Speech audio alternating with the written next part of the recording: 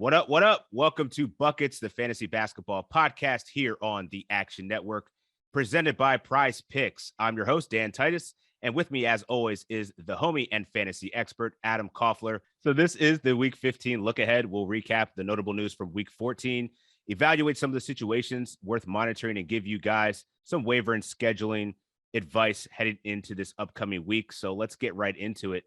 I got an alert from Woj that Grayson Allen is going to be suspended for one game for that.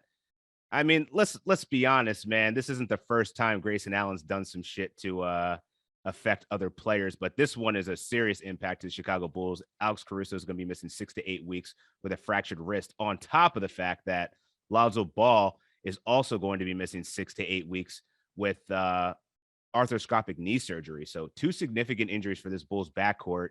And you got to expect, man, I was doing the math on it, 6 to 8 weeks, assuming that this is the back end of that timetable, like 8 weeks, that's going to push both of these injuries out to week 22. There's only 23 weeks in a fantasy season. So these guys are pretty much out for the year. You got to expect Ayo Dosunmu and Kobe White, man. They have plenty of opportunity to feast here. And I like Ayo Dosunmu in particular. He's a top 15 guy in the last 2 weeks, believe it or not. He's playing 39 minutes per game. Literally does not come off the floor. And obviously he's not getting you like DeRozan type numbers. However, he's doing everything across the board. He's acting as the team's point guard. So he's picking up like 5, 6, 7 assists a game and shooting pretty good percentages. So he's a guy that absolutely needs to be rostered everywhere right now, especially with the Caruso injury. Like when Caruso was coming back and people were a little bit like, oh, well, Dosunmu might lose the role that he had, especially with LaVine coming back. But it looks like he's here to stay. Even when LaVine does come back, I could see the Bulls running Dosunmu at point guard, LaVine at the 2, and DeRozan at the 3. So, there's still a path for him to get 35 plus minutes a game. And then Kobe White's going to be the 6th man. So there's opportunity for him too. Obviously, he's not going to get you the same percentages. He's going to jack up, 18, 20 shots a game some nights and, maybe shoot 30, 35%. But both are definitely rosterable guys in 12-team leagues at this point. Yeah, Dosunmu was 32 overall over the last week in 9 cat head-to-head leagues. Primarily, and you're right, even if I think the assumption was when Caruso came back that his minutes might have tickered down a little bit, but his defense has really been phenomenal, and that's really what earned him time on the floor. But, Billy Donovan obviously trusts him if he's playing them 38 minutes per contest here over the last week. And Billy Donovan plays his starters very much like Nick Nurse plays his starters in Toronto, just like super heavy minutes. And these young guys, like they can handle those young minutes too, those heavy minutes too. So, definitely ride that wave. Whatever percent rostered he is in leagues needs to be way higher right now. Facts. And then in the Pacers, man, they're having a ton of injuries, but there's also some pretty serious trade rumors around a couple of these guys. Miles Turner, he has a foot injury. They haven't really given a firm timetable on his return, but if you listen to the Buckets podcast, Matt Moore has been talking about how a lot of opposing GMs have thought that this injury could actually be significant, and that actually could be holding up some trade talks here. So you got to imagine he's not going to be returned to the court, not only because of his injury, but also because of these looming trade rumors. But then you also have Domantas Sabonis. We don't really have a clear picture on his ankle injury, but I know that you've been reading up on it. So what do we know more about Domantas Sabonis and how long he could potentially be out for? So when the ankle injury occurred, Rick Carlisle called it a pretty significant ankle injury. And then it was reported on Saturday that he was going to miss the next 2 games. So that was Saturday and then today, Monday, right, when the pod comes out. So he'll be out at least those 2 games and likely more. I mean, he's being ruled out, well ahead of time. Typically when teams say something significant, like we saw Nick Nurse say that with OG Anunoby back earlier in the season, and they ended up missing like a month of the season, even though he was listed as questionable each game. So something similar could happen with Sabonis, especially because his name is, rumored in all sorts of trade talk too, along with Miles Turner. And then you've got Malcolm Brogdon, who now they're saying he's going to be out at least 10 days, and he's going to be reevaluated after that with the sore Achilles, and he's been on and off the floor. So the Pacers have a lot of churn right now, and there's a ton of opportunity for guys to step up. Guys like Chris Duarte, right, in the backcourt, Goga Batadze in the front court. Like, both those guys need to be rostered right now, like in pretty much every league, especially with all those guys out. Other guys to consider, Justin Holiday does it on both ends of the floor. And then also Jeremy Lamb. He should get opportunity, coming off the bench, probably as a 6th man. could hop into this in the starting lineup as well. There's just so much opportunity there in Indiana for so many guys to step up and be fantasy relevant. Yeah, Batadze has been, I think he's probably the priority add out of those names listed because Duarte is probably rostered in most fantasy leagues, competitive ones. But you got to go get Batadze. I was thinking initially it might have been an O'Shea Brissett sighting, being how well he was last year for fantasy managers around the playoff time. But yeah, man, I think you got to run and get this guy. He gives you pretty much every category, especially the blocks. I think he's especially helpful. So if we're not going to see Turner or Sabonis in definitely in the next couple of weeks, man, I think you're going to have a really solid streamer here for the next couple of weeks, and potentially a lot more. And let me give you guys a little feel for how much I value Goga Batadze. In our league, Dan, I put in a $37 bid on Batadze out of $70 left in my fab.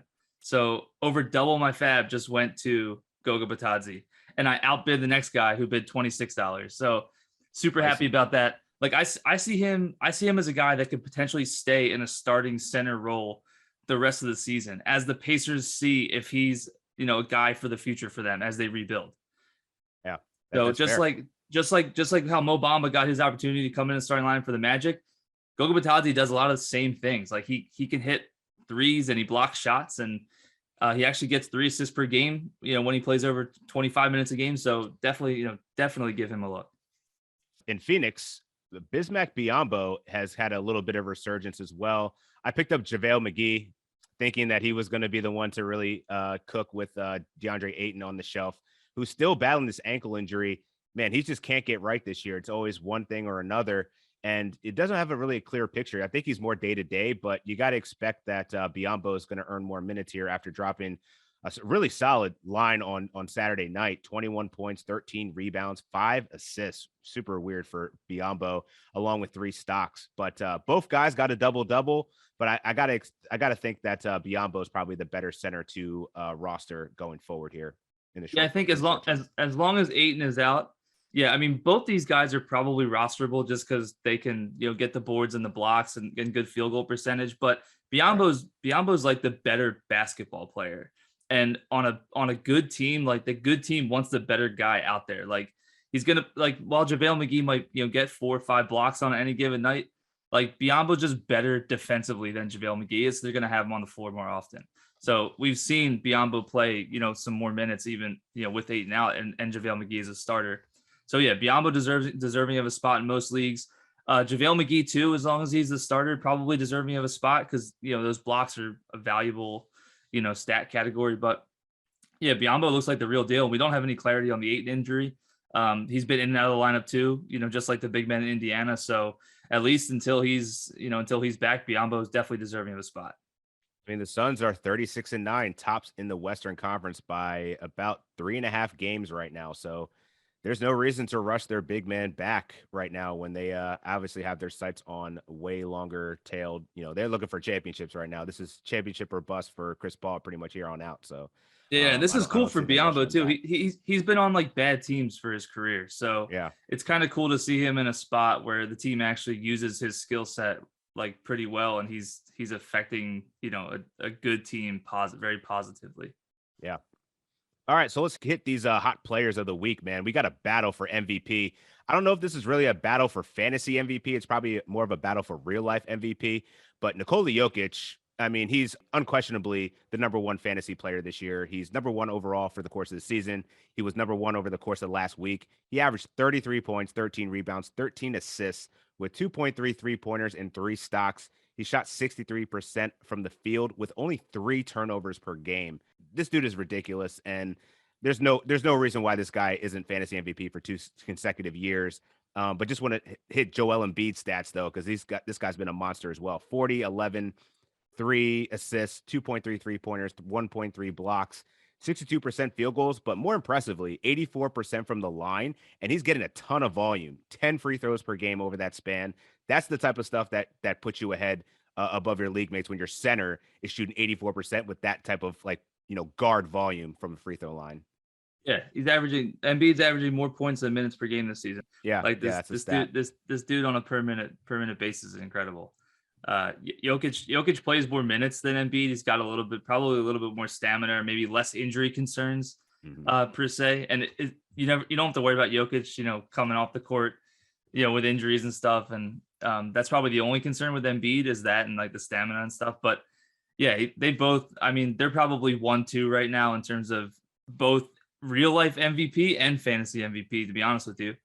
And like we talked about was last week or a couple weeks ago, the Sixers have the best fantasy basketball playoff schedule, like the most favorable, most games, the least amount of back-to-backs, the least amount of times on a 10-game slate. If you're sitting pretty right now, first, second, third seed, and you don't have a guy like Joel Embiid on your team, maybe make a move for him, move a couple assets, because the Sixers do have the most favorable fantasy basketball playoff schedule weeks 21 through 23. So, if there's a guy that you want to target, that'd be your guy.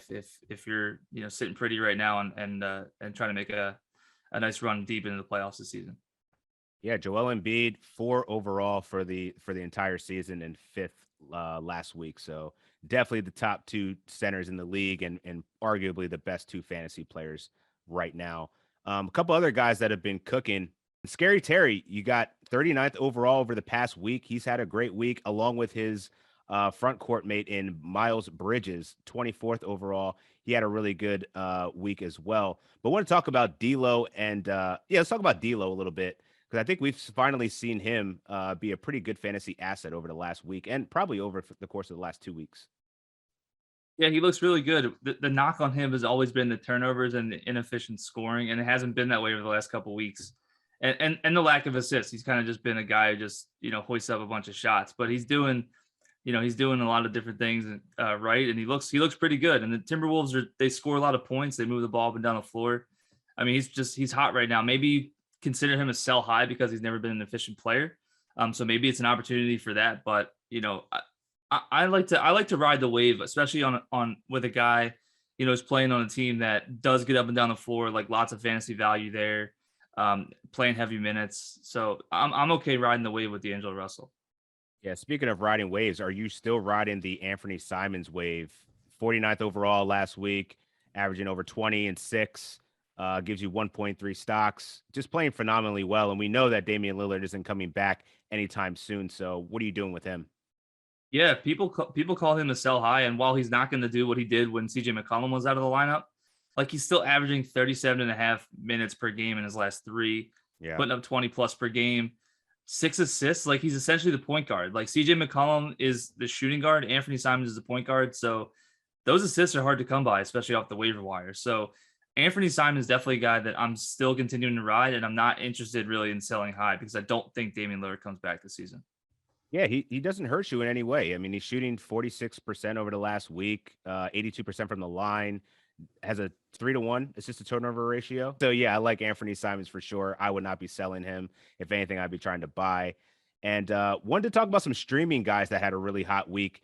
You rostered this guy a while ago, like when he was going through COVID protocols and some injuries, but Nick Batum, he was the second rated player in week 14. Crazy. So I want to talk about Nick Batum's staying power here. And I remember watching on, I think it was on Saturday night, maybe it was Friday night, Reggie Jackson had a post-game conference where he was saying that Nick Batum was the best player he's ever played with.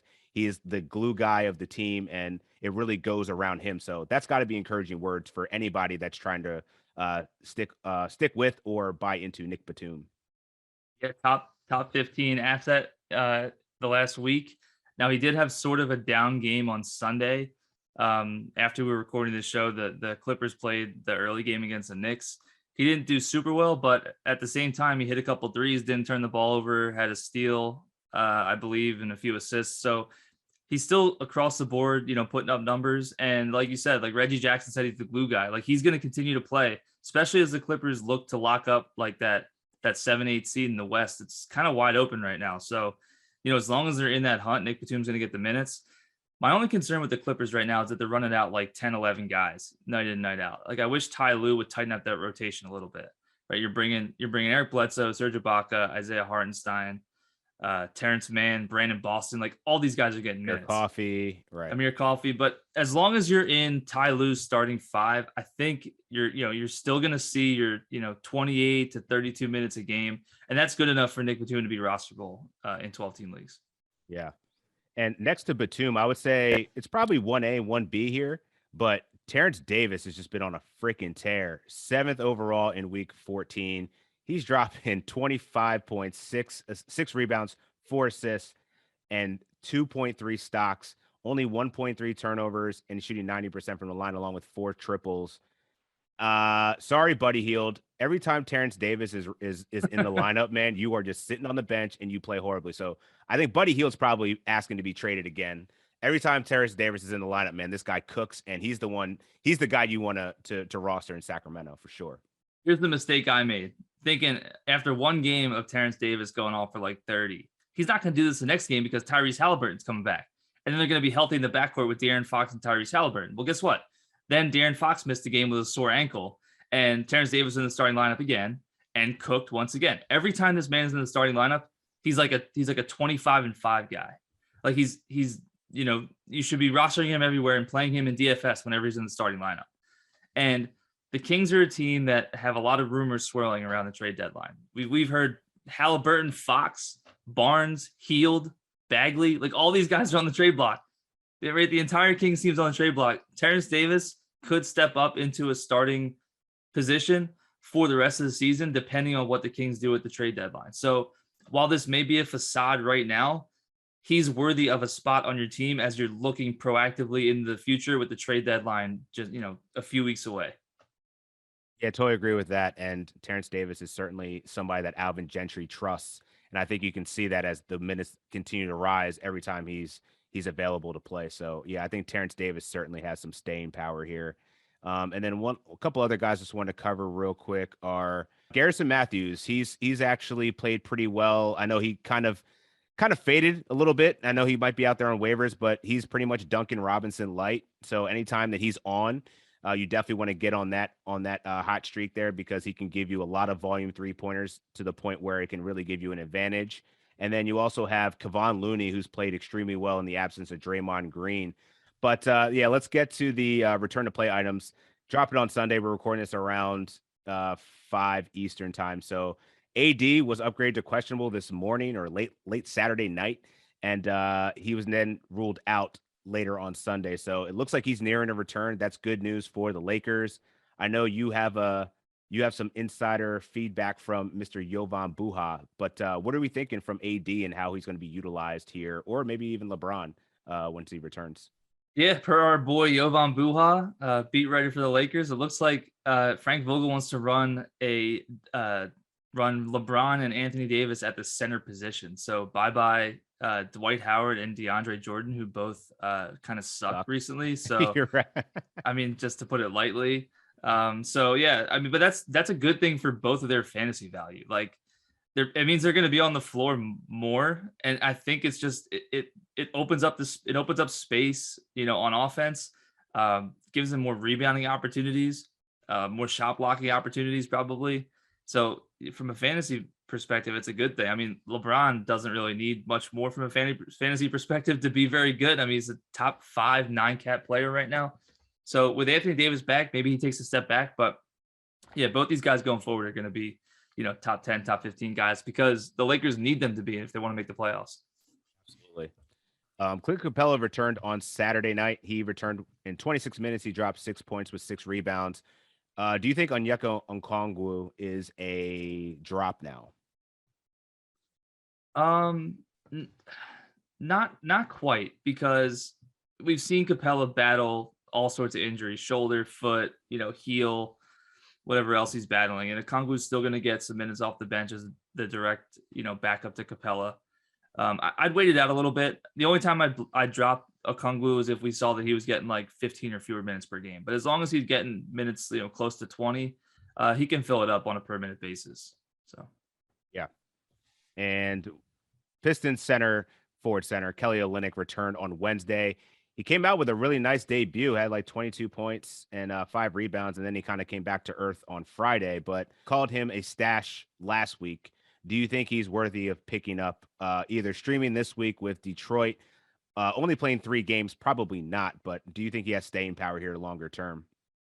So yeah, then actually, news came out, I think yesterday, that he went into the health and safety protocols. So But the thing about that is, like, these days, health and safety protocols are different than they were, even like a month ago. So a guy could come out of those. It could be a false positive, like we saw with Nick Batum, and he missed one game. It could also only be, 4 or 5 days because the quarantine period, cut in half from the 10 days. So this might not be a bad week to miss Kelly Olynyk if the Pistons only play 3 games. And Yahoo put him on an IL, so you can use one of your IL spots for Kelly Olynyk. And I think he does need to be rostered, right? I think he's rostered in over 70% of Yahoo leagues. That's for a reason. Like, he was a league winner last season on a bad Rockets team. What did he average last season with the Rockets? 19, 8, and 5 assists per game down the stretch. Like, that's a league winner type guy. And he shot 55% from the field, scoring 20 points a game. Like, you're not going to get that from a lot of guys. And, teams like the Rockets and the Pistons need that veteran leadership. So if he's healthy, he's going to play down the stretch, and he should be rostered in all 12 team leagues. Fair enough. And we got reports Nuggets point guard, shooting guard Jamal Murray is aiming for a return after the All-Star break. I think that's a no-brainer stash. If you got the space for it, got to do it, because the Nuggets are so short-staffed right now, and they just need some firepower, and we know what Jamal Murray can do. He's kind of like a Donovan Mitchell in terms of fantasy value, but who knows, man? This guy could be even better than he was pre-injury. So temper expectations initially, but he's definitely worth the stash. This was an article Harrison Wind put out for the Denver Nuggets beat writer, thinking that as he's watching Jamal Murray's recovery, it's sort of on the horizon, and he said around the All-Star break. So I've gotten a lot of questions like, who do I stash? A guy like Jamal Murray, Zion Williamson, or Ben Simmons. Like, Zion Williamson may not play this season. I'm actually pretty certain he's not playing. Ben Simmons also may not play this season. If Ben Simmons does not get traded, he's not playing for the Philadelphia 76ers. No. Right. So if he doesn't get traded, Ben Simmons is not playing. Jamal Murray has the best chance by far to be on the court by the month of March. And he could ramp up to a point where he's playing 30 minutes a game at the start of the fantasy basketball playoffs. It may be a little optimistic, but if you have the room, like if you've got 3 IL spots and you're only using 1 for a COVID guy or, guy that's banged up, Jamal Murray is definitely deserving of being stashed. Yeah, I agree. He should not be on waivers if you have a place for him on IL. What about Lillard? Lillard. I feel concerned about that, man. I feel like I'm putting him in the Paul George bucket of their team is not really in a good place. There's more rumors around him being traded or his teammates being traded. I just don't feel comfortable about the situation and going through abdomen surgery and the way Anfernee Simons is playing. Are you dropping Lillard? No, I'm not going to drop him. But if I can trade him for something, I would try. I just don't know what the market is for it. There's somebody in our league that's actually been trying to trade him for quite some time now, and I don't think he's getting much out of that. Like, he's, getting Malik Monk offers, for him. So it's tough out there. So I think at this point you just got to stick with it. It's if you have the space for him. Obviously, if you don't, I'm not dropping Lillard to pick up Murray. I don't know if I'd go that far, but if there's a hot pickup that I got to do it, then you got to do what you got to do, especially if you're vying for a playoff spot. So definitely not something someone I want to buy, man. I can't trust Lillard right now. Right.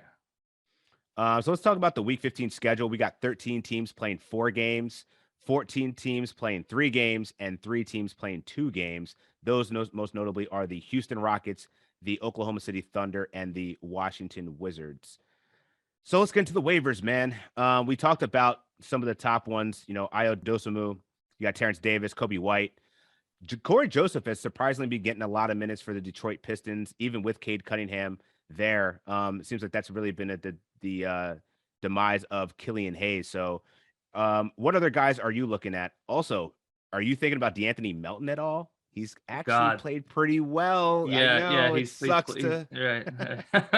The problem just with when you think he's gonna ball, then this dude can't even crack the starting lineup. Like every single guy is out with health and safety protocols. This is like in fantasy football when we had everybody.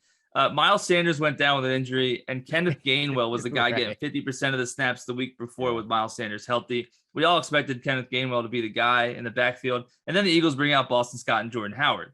Right. Feels very similar with DeAnthony Melton. Everybody gets hurt, and we think DeAnthony Melton, he's going to be this 26-6, 2 steals kind of guy, 30 minutes. Nope.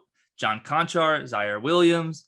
Literally everyone. But DeAnthony Melton still, the last game he put up 26 and 3 with some defensive stats.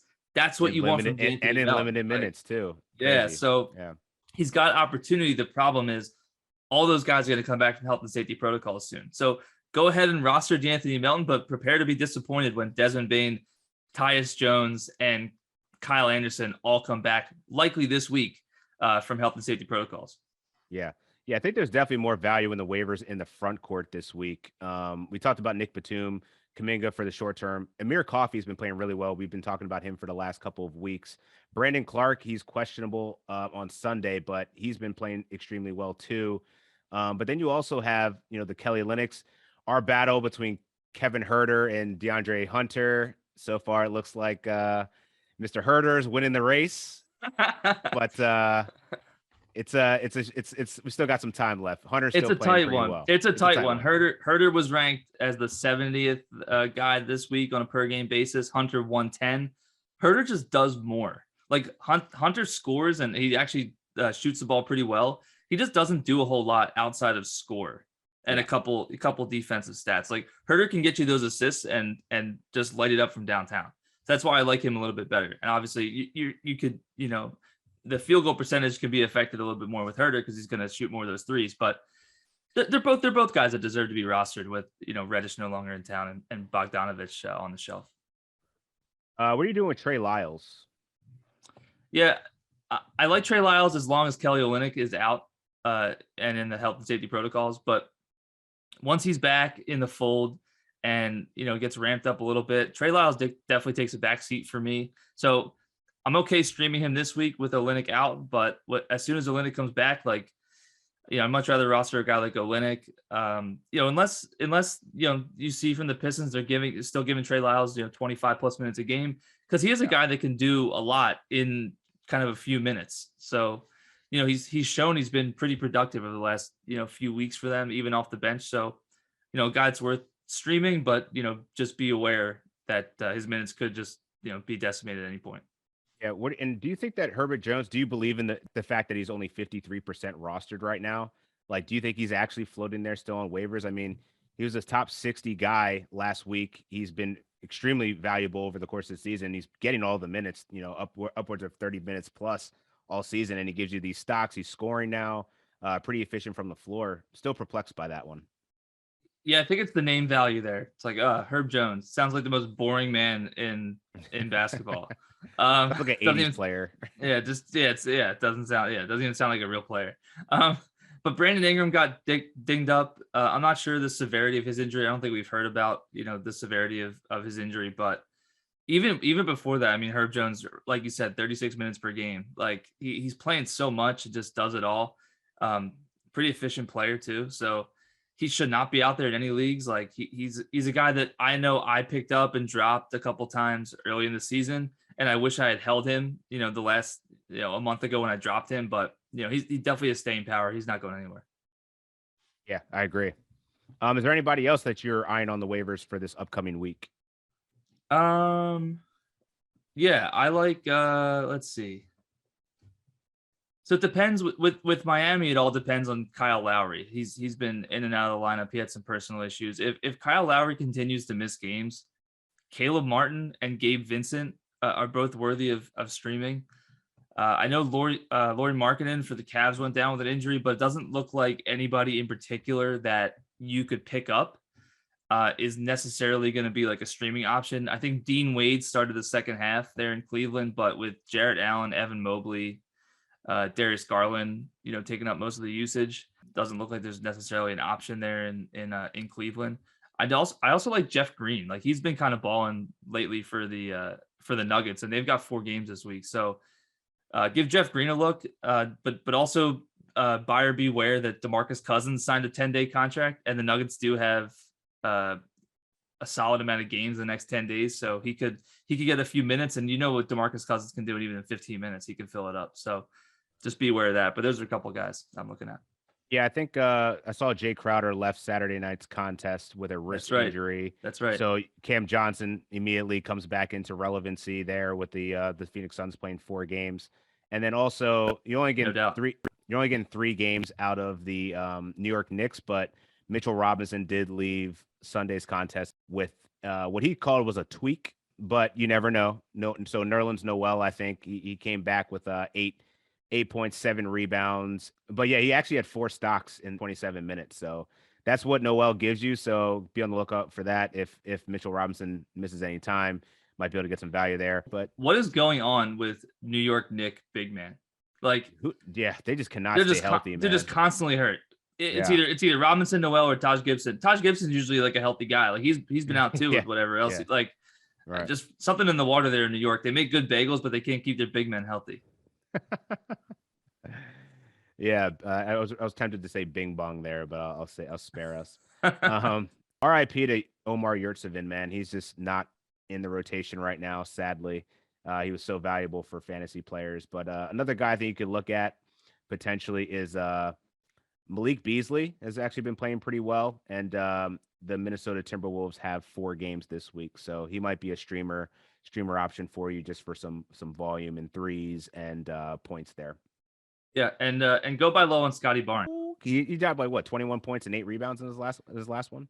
He did, but before that, he was cold before that. Right, before that, he was cold. He was only like a top 100 guy for a couple weeks there. It was starting the season. He was like a top 30 guy, and obviously a couple of those weeks in the beginning without Pascal Siakam. But Nick Nurse has said he wants to run his guys like into the ground, like heavy minutes. And like we talked about, the Toronto Raptors have one of the most favorable fantasy playoff schedules. So, I mean, Scottie Barnes is going to get lots of minutes, and he's gonna fill up the stat sheet just like those other guys there in Toronto. All right, that'll do it for the Week 15 fantasy look ahead. Make sure to check out actionnetwork.com for the fantasy forecast with myself and Joe DeLira, where we'll break down much of what we talked about here and give you some prop angles. Download the award-winning Action Network app, where you can track all your bets or tail some of our action experts. And download Prize Picks if you haven't yet. Use promo code ACTION10 and you'll receive up to a $100 deposit match. Adam can be found on Twitter at Adam Koffler. I'm at Dan Titus. Until next week, let's get buckets.